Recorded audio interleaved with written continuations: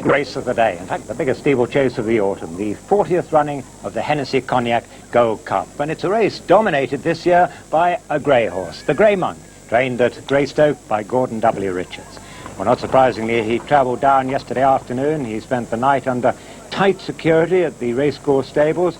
Early this morning, led out for a pick. He's in good form, isn't he?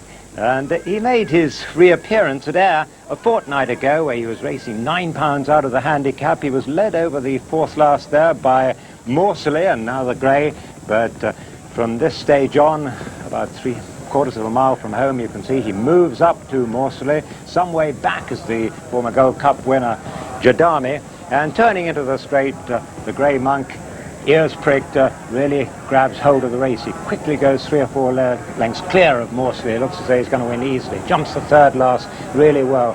Jadami, having looked tired, starts to run on in the end. He comes to the second last here, just pops that one nicely, as you can see. Morsley hanging on in there, but coming to the last, possibly just getting a little bit tired here.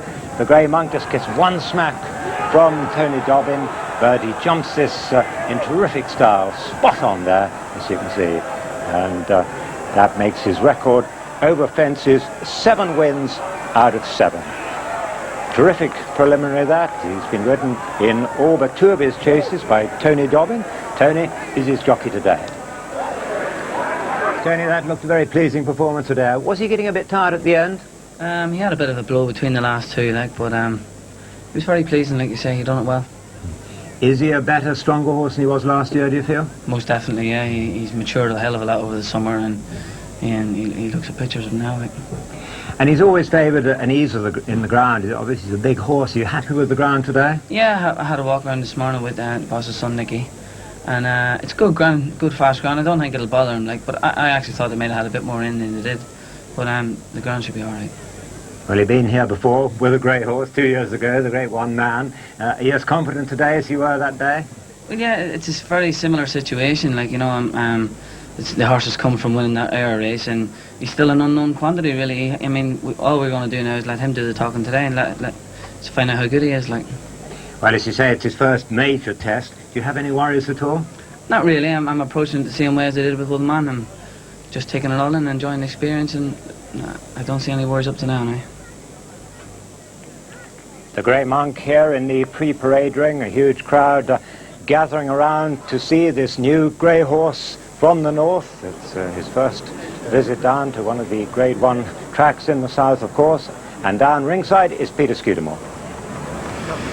Yes, Julian, as you say, there's a huge crowd here to admire this magnificent grey horse by Rosalier, and the crowd don't seem to be bothering him at all. He's walking around beautifully relaxed, as you would hope that he would. The horses are usually taken out for about half an hour before the race, just to relax their muscles. There's quite a strong wind blowing up. It's quite cold and will be affecting them a little bit. So, like any athlete, it is important that they warm up properly. But he's in great form, and we will see him at 2:25 for the Hennessy Gold Cup.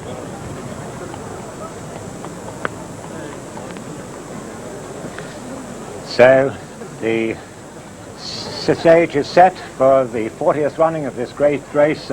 Gordon W. Richards isn't here today. He's racing in the north. His son Nicky will be saddling the horse, but he passes muster in the pre-parade ring. He really catches the eye. He's going to be the hottest favourite for 30 years. The opposition to him, including last year's winner, couldn't be better, of course, but a field of 11 makes this a really thrilling race. And we'll be back at Newbury to continue our build-up to that Hennessy Cognac Gold Cup in about 5 or 6 minutes. Cognac Gold Cup at Newbury, where we rejoin Peter O'Sullivan. And here at Newbury, among the vast crowd awaiting the 40th running of this great race, Queen Elizabeth, the Queen Mother, among the very interested spectators of the 11 runners who will be taking part. Queen Elizabeth, whose principal racing interest is in steeplechases, of course, will find a very fine representative field for this 39th renewal, the 40th running. And the runners headed for this great trophy by number 1, last year's winner, Couldn't Be Better, seeking to become only the 3rd in Hennessy history to win this race twice, his predecessors having been Mandarin and the great Arkle himself. Couldn't Be Better, ridden by Graham Bradley. 2 is Low Stragoni, ridden by Charlie Swan. 3 for Ireland, Feathered Gale, ridden by Francis Woods. 4 is Challenger du Luc, ridden by Norman Williamson. 5, the favourite, the Grey Monk, ridden by Tony Dobbin. 6, Dexter Dove, ridden by Chris Maud. 7, General Crack, Philip Hyde. 8, Midnight Caller with Mick Fitzgerald putting up 1 pound overweight. 9, Coombe Hill, Jamie Osborne. 10, Old Bridge, Simon McNeil. And 11, Grange Break with David Walsh having his first ride in the race, putting up 1 pound overweight. Those are the 11 runners.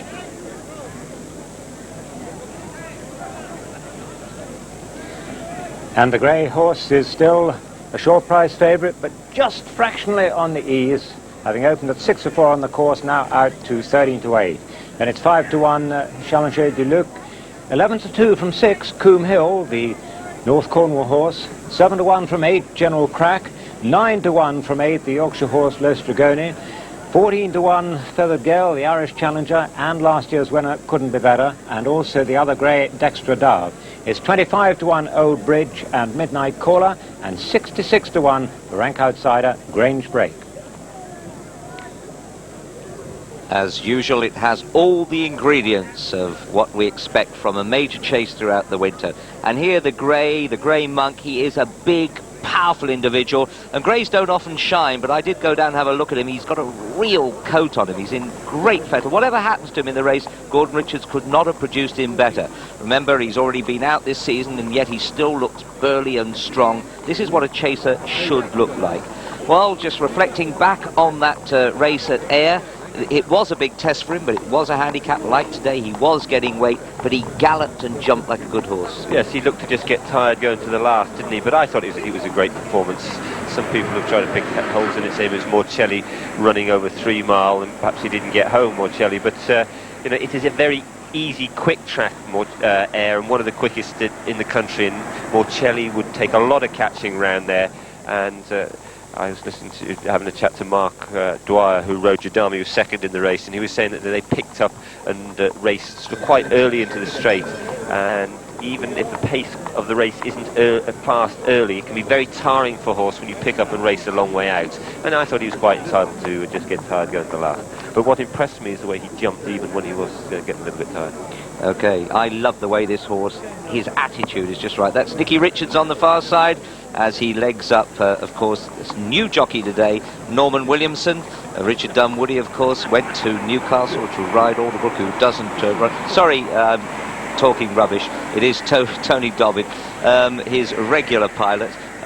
Thinking ahead of myself about Challenger du Luc here. Well, Tony Dobbin, who course at Aintree last week really did rise to the occasion, and he's being known as a big race jockey, having been jocked off a few times in the past. But there are others, and of course Challenger du Luc is the obvious one. Well, the crowds do come down here. A lot of them, though, are in boxes and in bars, and naturally some of them can see from vantage points high up, but a lot of people like to get in close to see their favourites at close quarters.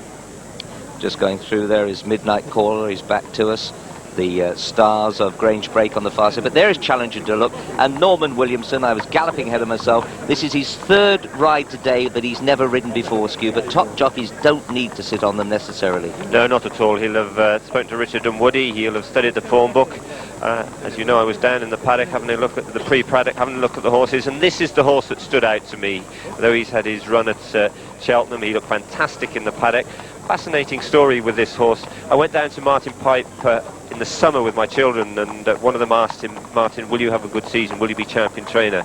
He said no, but I'll win the Murphy's Gold Cup, and that was 3 or 4 months before the Murphy's Gold Cup. So I mean, it just shows you what a magnificent training performance that was to get this horse up and win. He didn't specifically say which horse he was going to win the race with. The question is, will this horse get 3 miles? He got 2 miles 6 round Cheltenham. Very often these horses that we say are a little bit ungenuine or pull up a little bit in front want a little bit further, and I think this horse will appreciate the trip. And I remember watching him first time he ran over fences at Chepstow. There was a big buzz about him. He came there for the last looking like he was going to win, and he was just done for speed from the last. So I'm sure this horse will get the trip. Okay, well, that is the question, of course. A lot of people have left now to get their vantage point in the stands. Look at the corporate hospitality boxes up there. They'll be packed to the gunnels, and below there for members and the betting ring. There are a lot of people here, as is normal for such a prestigious meeting as the Hennessy. Well, it's 11 going to post. There's number 2, Low Stragoni, and in front of him is number 9, Coombe Hill. Now, this is, of course, Goliath, David against Goliath, and Coombe Hill is a lovely horse. Ridden by Jamie Osborne today, his first ride on this horse. He's trained down in Cornwall by Walter Dennis, and before he went over to saddle, Julian spoke to him. Well, he's been an outstanding point-to-pointer and hunter-chaser. Have you always meant to step up to this level? Well, when we bought him as a 4-year-old, I mean, one didn't envisage that he was going to reach this stage to find himself in the Hennessy. But he ran very well, we thought, in the Badger Beer at Wincanton. And I said to Jimmy, look, is this horse ready to go in the Hennessy? And he said, yes. So here we are. Well, you trained down at Bude in North Cornwall, better known really as a holiday resort, I think, than the training centre. What sort of facilities do you have there? Well, we've got a gallop that we rent from a neighbour. It's about 4 furlongs, but it does get a bit heavy if we have a lot of rain. So then we can resort to the beach. And we try and do a good job with what we've got. And hopefully I've got him right for today. He's had a touch of sore shins, I gather, since Wincanton. Has that been a problem? He did. He came away with just a slight touch of sore shins, but we treated them with magnetopulse. And they went quiet after about a week. And he's done some decent work. I rode him on the course this morning. He loves the ground. And I'm very pleased with him as far as we've come. Do you think he's up to it? Well, one has to dream in this job. I mean, if you didn't dream, I wouldn't be here, would I? Not really. So, well, we're reasonably optimistic, and we're hoping for the best. Yes, a lot of people will be hoping for the best for the Dennis family, a real farming country family. Everyone's up here. Their 3 sons, Mark, Tim and David, and daughter Lucy, as well as mother Jill, who owns the horse. So there isn't much farming going on down in Bude today.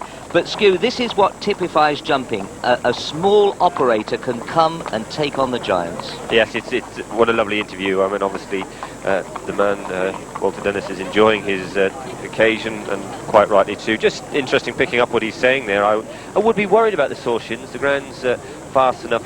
What happens with the horses is that sore shins down the front, we can't quite see his boots now, but underneath those boots down the front there, they get, you can hardly touch the front of their legs. They'll pick their legs up very quick, and it means they'll shorten their stride, and sometimes they won't jump as well with them. It's no long-term worry to you, you know, no permanent damage can be done, but it is the sort of thing that can come back again, and a horse won't run as well if he feels his shins during a race.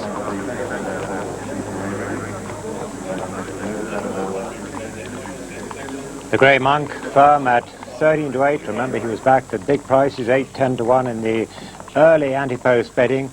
Chanchet de Luc and Coombe Hill now sharing second favouritism at 11 to 2. There was money for Coombe Hill this morning. It's 13 to 2. General Crack, the fast ground horse, the top of the ground horse, sustained support for him. 9 to 1 Low Stragoni. They'd like it a bit softer. 12 to 1 Feathered Gale, having touched 14, and 12 to 1 Dextra Dove from 14. 16 to 1 couldn't be better, and you can't give him away. It's 25 to 1 Old Bridge and Midnight Caller, and 66 to 1 Grange Break. Well, we've got a lovely field here, very competitive. The Stars going away. General Crack, the ground will suit him. Ground very different. Here's couldn't be better. Last year's winner, Low Stragoni. We've got the stars of Feather Gale from Arthur Moore's yard. Challenger to look. There's the big grey horse. But this is a lovely touch here for the Hennessy. Leading them out, we've got Arctic Call, Borough Hill Lad and Strands of Gold. 3 former heroes of this race, and don't they look well too? They're all being used, which is marvellous for X-Race horses to have homes. Arctic Call, of course, Jamie Osborne was very good on him, trained by Simon Sherwood, Oliver Sherwood rather, and doesn't he look well in his coat there? As I say, horses need to be used after their racing days are over. Borough Hill Lad, he's 22 years of age now. He's been hunting for a long time. He's having a more leisurely life now, but he's still very active indeed. And then Skew's Mount, one of his 2 Hennessy winners, Strands of Gold in behind.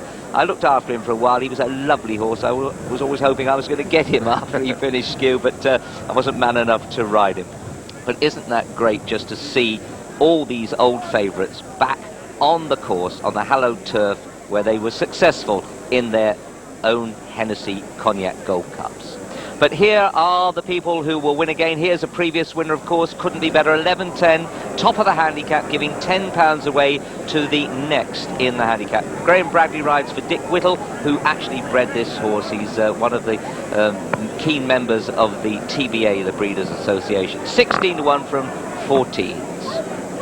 And behind him, Low Stragoni. Well, this horse goes well fresh. Tom Tate wound him up on Jimmy Fitzgerald's gallops for his final gallop with Train Glot and asked Tom. 9-1 from 8-1. Charlie Swan, he's ridden him to win at Haydock Park in the past. Tommy Tate trains. After him, Feather Gale from Ireland. Arthur Moore's runner in the colours of Mark O'Connor. He's been second on his only run. I think he's got a little bit to do off 10-11 today. Franny Woods on board. 12-1 from 14-1, so there's a little bit of Irish money trying to double up on their earlier winner today. After him, Challenger de Luc. Well, will he stay the trip? This is the big question. He's not overburdened with weight, I don't think, on 10-10. Norman Williamson, this is the first time he's sat on him. 11-2 from 5-1, Marlin Pipe trains. After him, the hot favourite, the Grey Monk, Tony Dobbin, Gordon Richards. They didn't run one man last year, withdrew him only an hour before the race. There's Nicky Richards marshalling the horse in. Big strapping chaser, 13-8 from 6-4. Now the other grey, Dextra Dove. This horse has had his problems. Mary Bromley's put them right. She's in fact in the jockey's room today doing physiotherapy on the jockeys, so she's got a lot of interest in this race. Chris Maud rides for Simon Earl. We thought he was a national horse and he just couldn't be kept right for that race, but he's right now. 12s from 14s. General Crack wants good ground. The ground where they're walking now is quite soft, but on the chase track I think it's on the far side of good. Philip Hyde rides here for Paul Nichols, and Paul a big day in Ireland tomorrow. 7s from 13-2. Now Midnight Call, a big gap back to him. Now he's had his problems, but he's a good horse this, you know, when he's right, and Noel Chance is the man to get him right. Mick Fitzgerald rides. Behind him, of course, we have Coombe Hill and Walter Dennis, and then Old Bridge, Simon McNeil rides. What about the trip for him? This is the big question for Old Bridge. Andy Turnell is the trainer. 25s from 20. He's on the tryst, but he looks well. And last but not least, number 11, the Stars of Jenny Mould. She had a winner here yesterday at Newbury. Grange Break, he's a character who I never get right. David Walsh puts a pound overweight up at 9 stone 12. Can't quite claim his £3 there. But this is a horse that Skew would know far better than me. What sort of mood's he in now, Skew?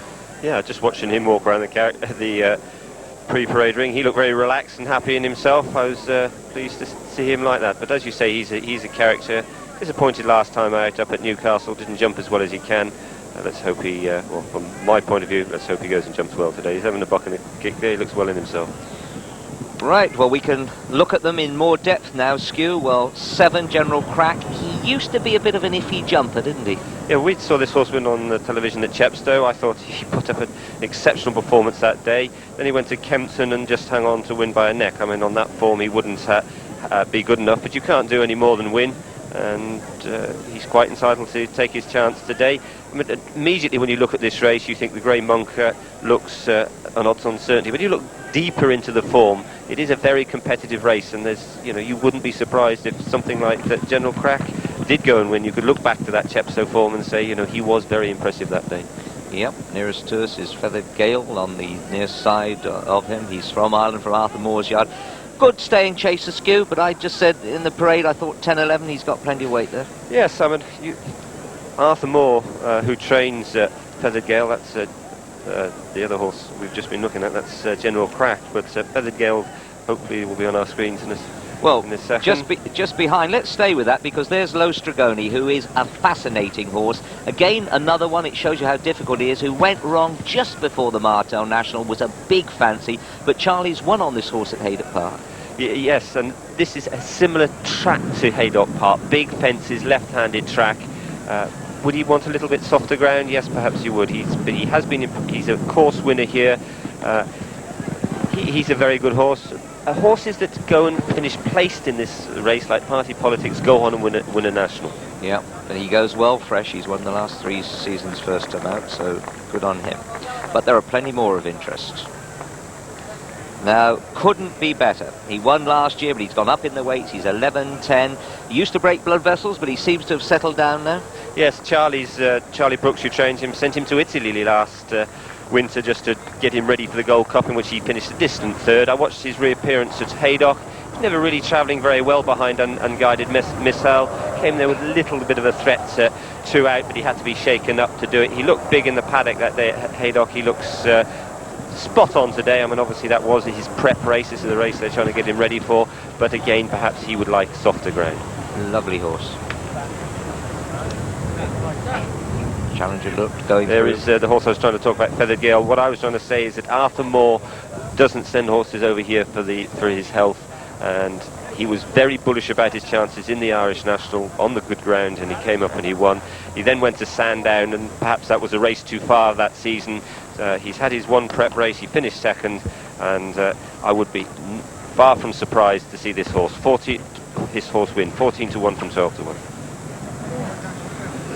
Well, not all the goggles are down yet. Here is 10 Old Bridge of Andy Tunnell's. As I posed the question earlier, Skew, the trip, that's what worries me about him. But we don't know, you see, until he tries. No, I mean, some horses, you step this horse up in trip, he might go and appreciate it. He has won around Cheltenham, so that's a stiff 2.5 mile round Cheltenham. He won at the festival, trained by Simon McNeill. He's nearly as old as you and I, Simon, but he had a treble. He's still a lot braver than you and I, that's his secret. He had a treble at Huntingdon earlier in the week. I keep saying what a good trainer Andy Tunnell is. His horse he's an old-fashioned type of trainer, in that his horse always puts a lot of steady work in them, gets very muscular across the top again. This horse looks really well in the paddock. But the big question here is this a Gold Cup horse? If he is, that of course is a level weight contest. Here it's a handicap, and the Grey Monkey 10 stone 3. He's a magnificent specimen. He's unbeaten in 7 chases so far. He looks brilliant. He was given the Best Turned Out award here. Yes, so it's interesting again when you're saying, is this a Gold Cup horse off 10-3? But I remember Jadami getting beaten in this race by Sibton Abbey, and it didn't stop him going on win a Gold Cup that year. No, but he is a strapping horse. It'll be interesting to see how he tackles these fences, because they're so inviting. I think he'll look like a stag over them. He does jump well. Hasn't Gordon Richards handled him well? He's won a whole string of easy races with right, him. jockeys, line up. A lot of confidence from winning. They're coming into line now. I think Challenger Luck still having his curves altered, but I'll hand you over to Peter. Winners of 96 races here. All right, get where you want to be. Just about to face up to the first of 21 fences for the 40th running of the Hennessy Cognac Gold Cup. And this could be a first time up. 1 or 2 appeals. Come on! And that's it, and they're away. Challenger to look just a little bit behind the others, but nothing to it as they come to the first on Coombe Hill on the near side. Looks as though he's going to land in the lead. Coombe Hill from the Grey Monk and Grange Break and General Crack, and they're all safely over the first, with Coombe Hill the leader. Going up into second, Low Stragoni. Then comes the Grey Monk and Grange Break, and on the inside, Old Bridge, between horses, Feathered Gale, General Crack, and Midnight Caller. The back marker, Challenger to look over the third, and Coombe Hill lands in the lead from Low Stragoni, all safely over the third. then the Grey Monk. Grange Break on the outside, Old Bridge on the inner, and then Feathered Gale and General Crack just in behind them, and behind General Crack is Midnight Caller. And then Dexter Dove and Couldn't Be Better, and finally Challenger Duluc. Coming to the fifth now, Coombe Hill and Jamie Osborne.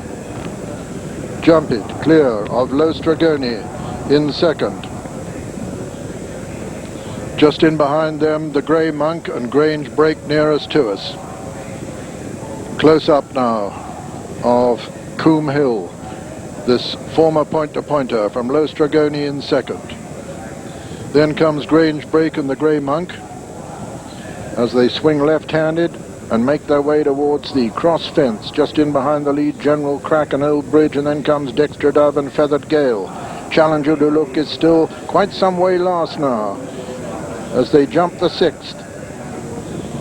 Coombe Hill still, but Grange Break going up on the outside. The bottom weight, Low Stragoni, very close to the pace. Right over on the far rail is Coombe Hill, who's been overtaken now by Low Stragoni, and on the near side, Grange Break. These two. Then comes the Grey Monk and General Crack as they come to the first in the straight now. Another plain fence, number 7, before the next open ditch. Low Stragoni lands in the lead. From Grange Break in second. The Grey Monk travelling powerfully in third. Over on the far side, Coombe Hill. This is the second of the ditches now. Low Stragoni over on the far side lands in the lead from Grange Break. Little between the two. They're all safely over it. The Grey Monk is in third. Coombe Hill is in fourth. Feathered Gale for Ireland 5 just in behind him. Over the next, Low Stragoni and Grange Break. Grange Break, in fact, landed just in the lead. Still last is Challenger Duluc. Grange Break and Low Stragoni disputing it from the Grey Monk as they come down to number 10 of the 21 fences. This'll be the last next time round. Grange Break landed in the lead. From Low Stragoni on the far side, running powerfully on the near side, the Grey Monk. Then comes Coombe Hill. Then Old Bridge and General Crack and Feathered Gale and Dexter Dove and Couldn't Be Better, last year's winner. Then Midnight Caller and finally Challenger Duluc. Over the water it was Grange Break who landed in the lead from Coombe Hill, who's gone back into second. Low Stragoni on the inside, little between these three. Grey Monk sitting there quietly stalking those three leaders. In fourth place, Tony Dobbin, as they swing left-handed to go out into the country in this 40th running of the Hennessy Cognac Gold Cup. And as they race towards the next fence, Coombe Hill is back with a fraction advantage from Low Stragoni in second, coming to the 12th. Then comes Grange Break, Old Bridge on the inside, the Grey Monk on the far side, then General Crack, then Feathered Gale, Dexter Dove, Couldn't Be Better, Challenger Duluc is still the back marker, but there's not more than 8 lengths between first and last over the third ditch. And there, Low Stragoni made a fractional mistake. It was Grey Monk on the far side with Grange Break. Grange Break on the far side. On the near side, as we see them now, is the Grey Monk. Going back up there to join him is Coombe Hill on the inside. General Crack is just in behind the lead with Old Bridge. And Challenger Duluc has gone at that one. And there it was Coombe Hill and the Grey Monk. Coombe Hill on the inside of the Grey Monk. This is 6 fences from home. Coombe Hill and the Grey Monk pretty well together. 6 out. Coombe Hill on the inside of the Grey Monk. These two with Grange Break in third. General Crack is in 4. They begin to swing left-handed now to make their way towards the cross fence. And as they do so, still up front, Coombe Hill with the Grey Monk. Racing towards the cross fence now. Coombe Hill on the inside of the Grey Monk. General Crack very close to them in third. Low Stragoni also still in contention, and Grange Bridge. The Grey Monk landed in the lead there from Coombe Hill. General Crack, Old Bridge, and Grange Break right up there with them too. They've got 4 left to jump. Midnight Caller's making a little bit of ground from the rear. Coming down to the 4th last fence now. and it's the Grey Monk with the advantage. Dextra Dove, the Grey, is coming there towards the stand side. Grange Break is still well in contention. The Grey Monk landed in the lead there from Grange Break in second. Then Lostragoni and Coombe Hill. These four ahead of Dextra Dove and Old Bridge coming to the final ditch. 3 out now, and it's the Grey Monk and Tony Dobbin who land clear of the bottom weight. Grange Break coming down now towards the second last fence, and as they do so, it's the Grey Monk with the advantage. The Grey Monk lands in the lead. Renewing his challenge is Coombe Hill over on the far side. It's Coombe Hill coming to challenge the Grey Monk. Coombe Hill on the far side under Jamie Osborne has taken the advantage as they come down to the final fence. It's Coombe Hill, the leader from the Grey Monk. Coombe Hill lands 2 lengths clear. Grange Break is a faller at the last. Lostragoni is back in third. It's Coombe Hill, this former point-to-point winner, striding away from the Grey Monk as they race up into the closing stages of the Hennessy Cognac Gold Cup, and Coombe Hill has won it from the Grey Monk in second. Lostragoni is third. It's going to be very close for fourth, with Midnight Caller just getting up to be fourth, ahead of Dextra Dove. Then came Feathered Gale, then last year's winner Couldn't Be Better, and then Old Bridge. And finally General Crack, and those are the only finishers. And so the result of the 1996 Hennessy Cognac Gold Cup is first, number 9, Coombe Hill, owned by Mrs. Jill Dennis, trained by Walter Dennis at Bude in Cornwall, and ridden by Jamie Osborne, sitting on this horse for the very first time in his life. He won it also in 1990 on Arctic Call. Second was number 5, the favourite, the Grey Monk, owned by Mr. Alistair Duff, trained by Gordon Richards and ridden by Tony Dobbin. Third was number 2, Lostragoni, owned by Mrs. Sylvia Clegg, trained by Tom Tate and ridden by Charlie Swan. And fourth was number 8, Midnight Caller, owned by Michael and Jerry Worcester, trained by Noel Chance and ridden by Mick Fitzgerald. This is the winner, Coombe Hill. Yes, the story of the race is perhaps, Richard, that they didn't go a great gallop, but didn't Coombe Hill jump beautifully there. Lovely to see a horse in front with his ears pricked. Just early here, you see the horse at the back of your picture is the Grey Monk who goes on to be second. He just makes a resemblance of a mistake there. Up long, just paddles through it. And Tony Dobbin, beautiful horsemanship there, hasn't just let the horse have his head and not pull him about. At the back of the picture there is Challenger Luck, who was really switched off by Norman Williamson to get the trip. But as I say, they're not going very fast early on. And to qualify that, you've got Grange Break still, who sometimes gets under pressure a little bit when they're going a good gallop, is right up there and jumping well. But look at the Grey Monk here, cantering on the inside, is still with his ears pricked, is the winner, Coombe Hill. And now at the back of your picture you can see Challenger Luck coming to the fence sideways. Oh, that is a horrible fall. I hope that they are both all right. I haven't heard any news. We'll give it to you as soon as we possibly can. Well, as they turned for home and came to this last ditch here, the Grey Monk absolutely stood off it. But there is little Grange Break banging contention right on the heels. Look to the right of the picture, it's the eventual winner, Coombe Hill. Lostragoni just in behind the Grey here and going well. And the other Grey, Dextra Dove, has put up a marvellous performance. But little Grange Break hanging on marvellously. At this stage, the Grey Monk, it had looked as if he was going to go away and win. And all of a sudden, Oz gives Coombe Hill a smack, and it's electric. Isn't it? And what we talk about, just watch him jump this. Look again with his ears pricked, beautiful. I mean, that just shows you how well he's going to jump the race lap. But Grange Break just get it. I really poor David Walsh after that. But what I was trying to say here is look how he gets his belly close to the ground when he gallops, really extend. I mean, that looks a good horse, doesn't he, galloped in the line there? Absolutely. I must just tell you, Charlie Brooks tried to buy half a share in this horse last night, you know, for 60 grand, I believe the money was, and Walter Dennis refused it. Well, what a bold move to make for, you know, someone who farms for a living to do that. This is the great thing about steeplechasing, that a man from Bude who farms, dairy farmer, can come up here and beat the best of the giant trainers. And the other story to this is there's Jamie Osborne doing his Frankie Dettori impression, but the other story here is that poor old Jamie got a bit of a slagging last year for his ride on Rough Quest in this race, so funny how history comes round again. He's got a chance of winning. And my commiserations to Jimmy Frost, who's sat at home watching this race with broken ribs, who, if it hadn't been for those ribs, would have been on this horse today. Well, I should think half the West Country's come up today, because the reception afforded to him coming in then was marvellous, as good as anything you could understand. There is Walter Dennis talking to the jockey, and all their sons there, Mark, Tim and David. It's a real family affair, this Skew. It could not be a better script if you'd written it yourself. No, fantastic.